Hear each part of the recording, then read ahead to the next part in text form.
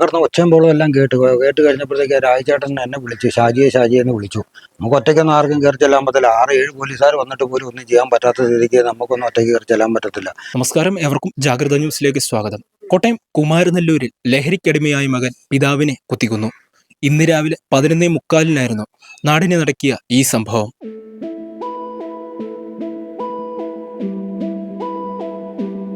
നമുക്ക് തൊട്ടു പിന്നിൽ കാണുന്ന ഈ ഒരു വീട്ടിൽ വെച്ചാണ് ഇന്ന് രാവിലെ 11:45 ഈ ഒരു കൊലപാതകം ഉണ്ടായിരിക്കുന്നത്.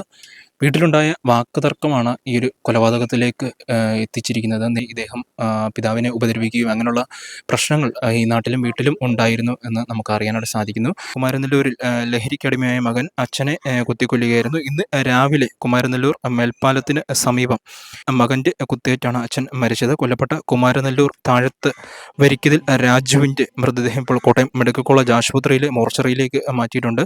പ്രതിയായ മകൻ അശോകനെ Kottayam Gandhinagar house officer inspector T ശ്രീജിത്തിന്റെ നേതൃത്വത്തിലുള്ള സംഘം അറസ്റ്റ് ചെയ്തു. ഇന്ന് ഉച്ചയ്ക്ക് 11:45 കേസിനാസ്പദമായ സംഭവം. മിക്ക ദിവസമായിട്ടും ഒക്കെ ഒച്ചയും ബഹളമൊക്കെ കേൾക്കാൻ മോനെ.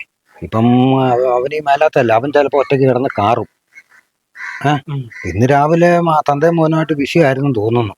അപ്പം ഇവിടെ കിടന്ന ഒച്ചയും ബഹളവും എല്ലാം കേട്ട് കഴിഞ്ഞപ്പോഴത്തേക്ക് രാജചേട്ടൻ എന്നെ വിളിച്ചു, ഷാജിയെ എന്ന് വിളിച്ചു.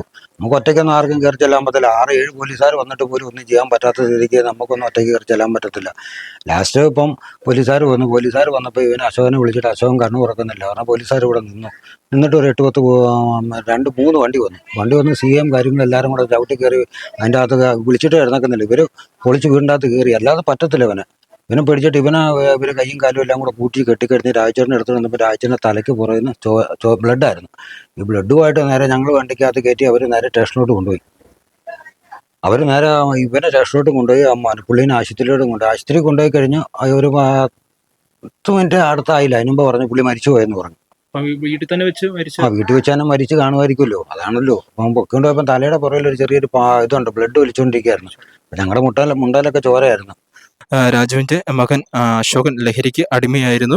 രണ്ടുപേരും മാത്രമാണ് ഈ ഒരു വീട്ടിൽ താമസിക്കുന്നത്. ഇവിടെ ഇത് സംബന്ധിച്ച വാക്കുതർക്കമാണ് കൊലപാതകത്തിലേക്ക് കലാശിച്ചത് എന്നാണ് വിവരം. വീട്ടിൽ നിന്നും ബഹളം കേട്ടതിനെ തുടർന്ന് ഓടിക്കൂടിയ നാട്ടുകാരാണ് കൊലപാതകം കണ്ടത്. തുടർന്ന് നാട്ടുകാർ വിവരം ഗാന്ധിനഗർ പോലീസിൽ അറിയിക്കുകയായിരുന്നു. പോലീസ് സംഭവസ്ഥലത്തെത്തി മൃതദേഹം ആശുപത്രിയിലേക്ക് മാറ്റുകയായിരുന്നു. പ്രതിയായ അശോകനെ കസ്റ്റഡിയിലെടുത്ത് ഇയാളെ ചോദ്യം ചെയ്തു വരികയാണ്. എന്തായാലും പലതവണയായി ഇദ്ദേഹം ലഹരിക്ക് അടിമയായിരുന്നുവെന്നും ആളുകളെ ഉപദ്രവിച്ചു എന്നും നമുക്ക് അറിയാനായിട്ട് സാധിക്കുന്നു. കോട്ടയത്ത് നിന്ന് ടീം ജാഗ്രത.